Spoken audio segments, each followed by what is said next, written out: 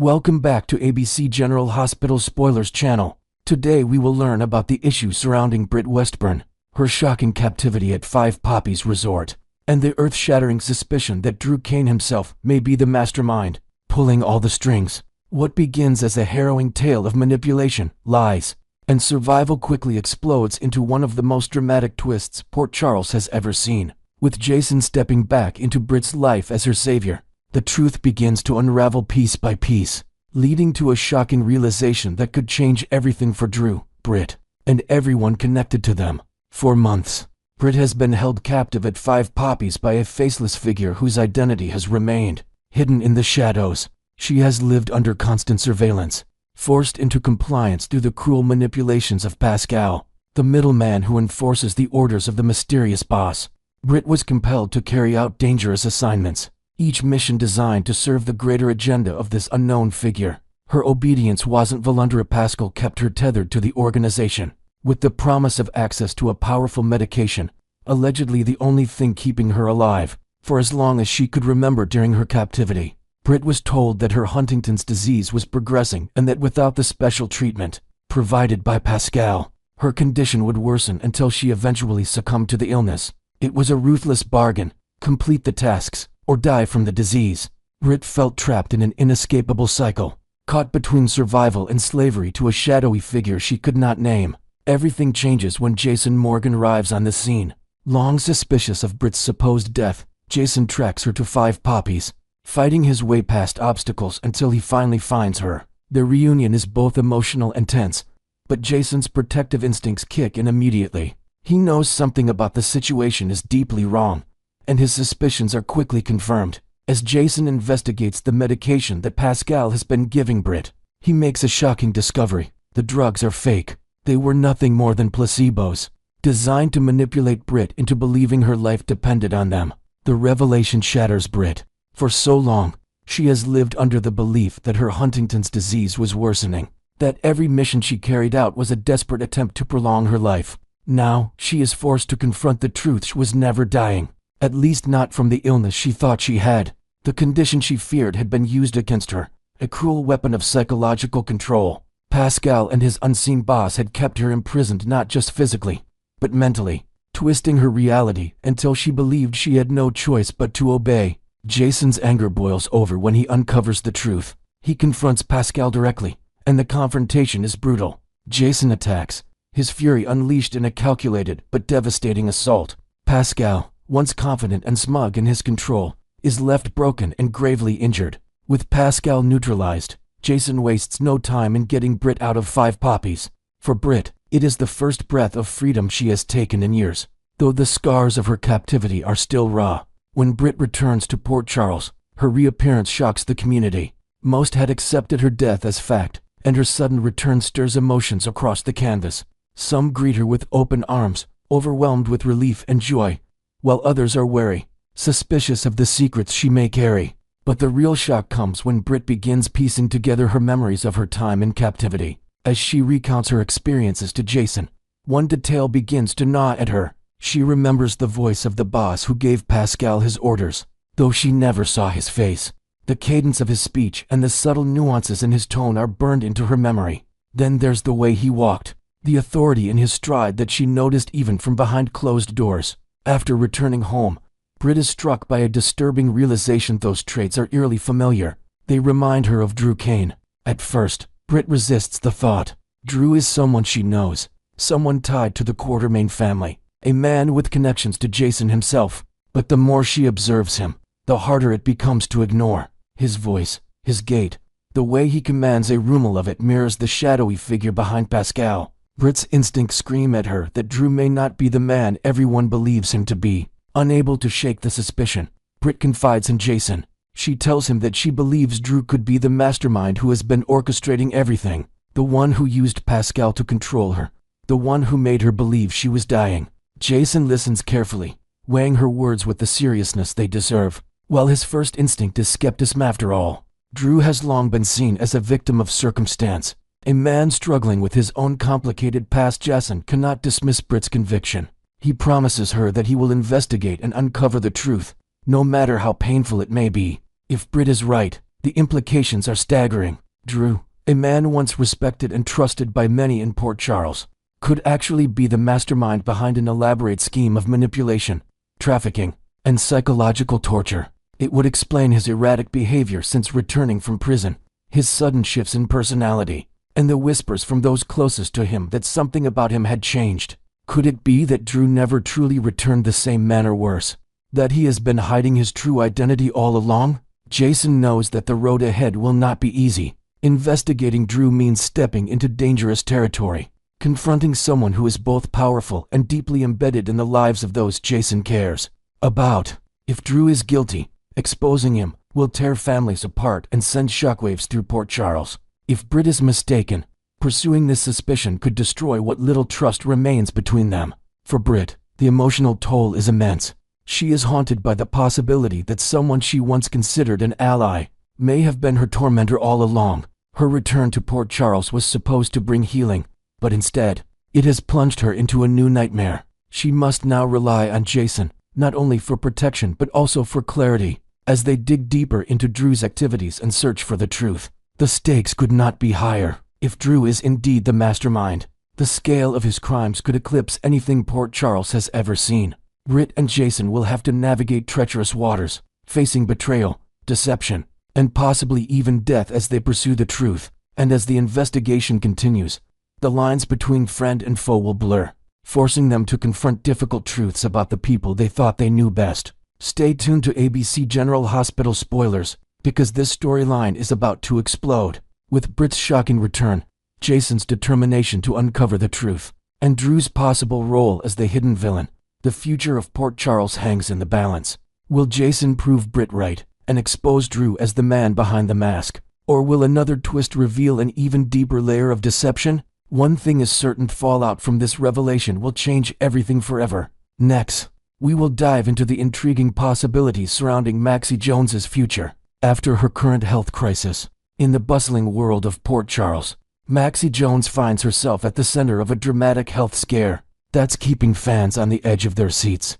Currently, she's battling to regain consciousness, thanks to a mysterious enzyme detected in her bloodstream that's thrown her into an unexpected coma. This plot twist echoes the worries expressed by Liesl Obrecht, who had ominously predicted such a downturn, as Maxie temporarily steps away from the spotlight, likely due to actress Kirsten Storm's real-life commitment. Storyline builds anticipation for her triumphant return. Imagine the emotional layers this adds.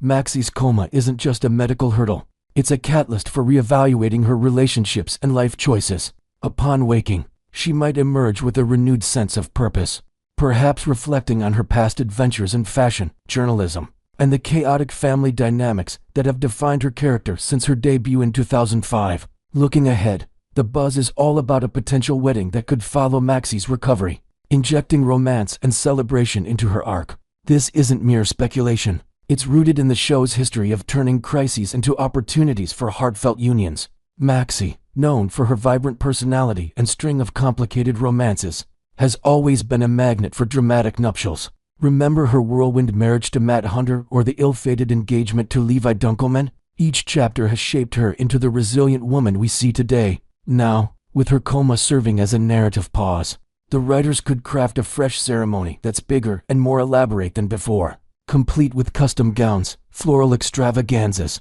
and surprise guests from Port Charles's elite, adding inventive flair. Perhaps the event incorporates elements from Maxie's dreams during her unconscious state, visions of fairy tale settings, or symbolic nods to her children, Georgie and James, who could play adorable roles in the ceremony. At the heart of this wedding speculation is Damian Spinelli, the tech-savvy hacker who's been a steadfast presence in Max's life. In a recent episode aired on August 20th, Spinelli poured out his heart, urging Maxie to wake up so he could pop the question. Though his plea didn't immediately rouse her, it underscored his deep affection and long-standing bond with her. Spinelli, with his quirky charm and unwavering loyalty, has evolved from a sidekick to Jason Morgan into a potential leading man for Maxie. Their history is rich, from co-parenting Georgie to navigating the ups and downs of friendship, turning romantic, inventing a new layer. Picture Spinelli preparing a personalized proposal involving a custom app he codes himself, displaying holographic memories of their shared moments.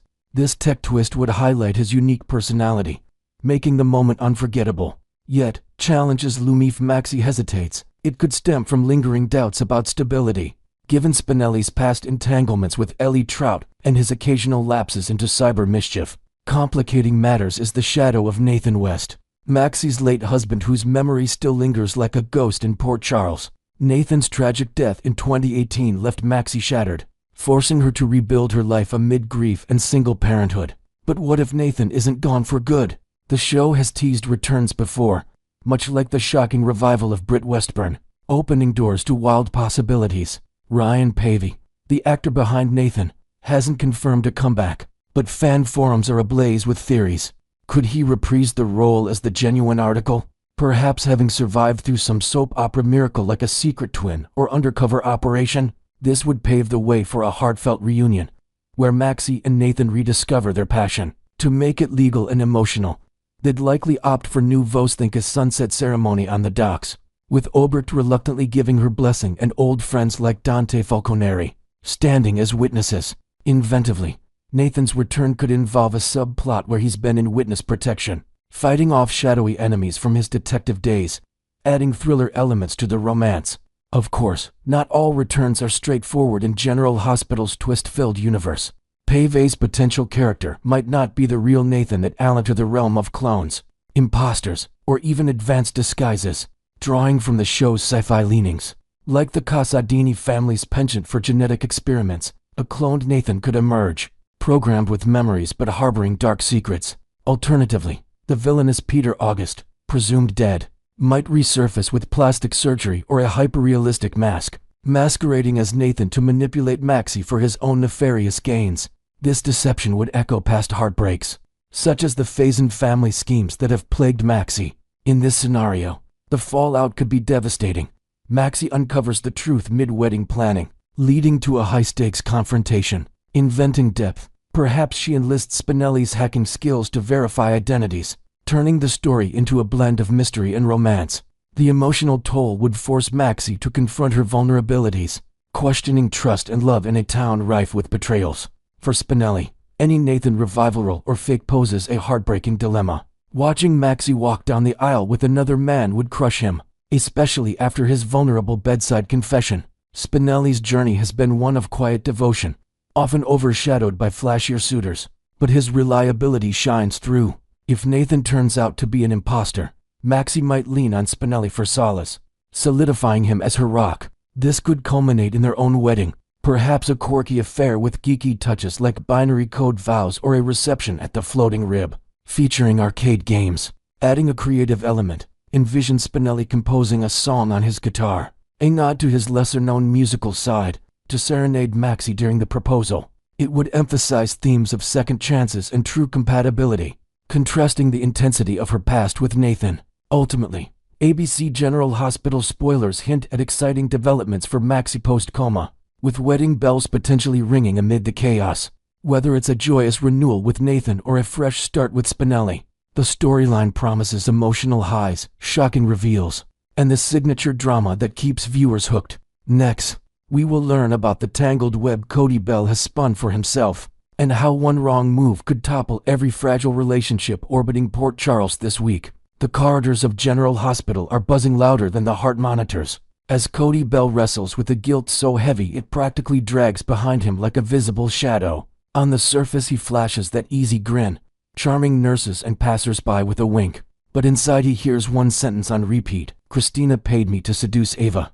Every time Molly Lansing Davis's eyes linger on him a beat too long, that sentence thunders again, reminding him that his budding romance rests on a foundation of quicksand. He can't rewind time to refuse Christina's cash, and he can't erase the sizzling kiss he shared with Ava Jerome that sealed their unholy arrangement. All he knows is that the secret is ticking, and the louder it ticks the more his conscience throbs. For Molly, the attraction is both unexpected and desperately welcome. She is nursing 3 fresh wounds: the shattering loss of her surrogate pregnancy, the slow unspooling of her partnership with T.J. Ashford, and the unimaginable grief of Sam McCall's tragic death. In Cody she finds a surprising Salva Simeone who listens without judging, cracks jokes precisely when silence becomes suffocating, and always seems to materialize with a cup of chamomile tea just as her resolve begins to crumble. They share late-night talks at Perks, leaning over half-finished muffins while the city sleeps. Each shared smile acts like a bandage on Molly's bruised heart,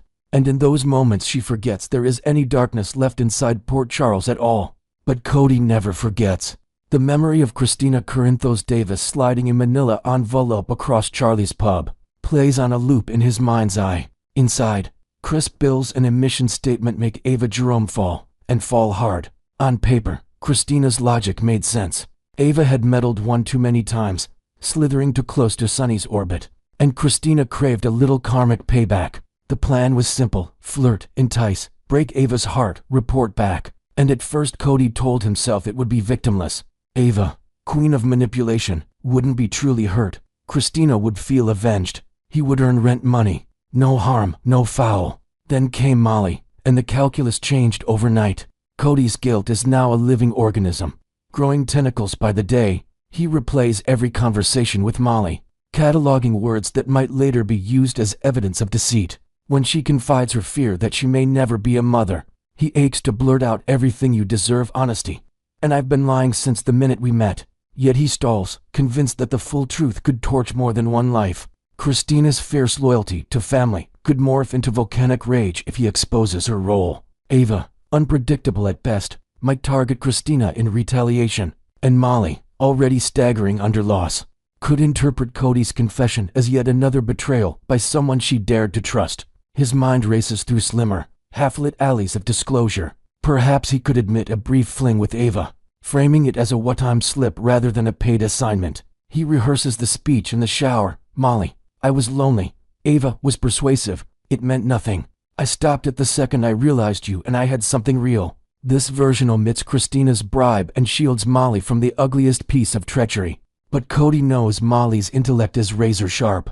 One misaligned detail and she will slice through his story like a scalpel. Worse, should Christina learn he's skewing the facts, she might reveal the entire plot in a fit of wounded fury, painting Cody as both liar and coward. Meanwhile, Ava Jerome isn't as oblivious as Cody hopes. She has noticed the awkward pauses, the hurried exits whenever Molly walks in. A veteran of psychological warfare, Ava stores away those observations like ammunition. Part of her relishes the power.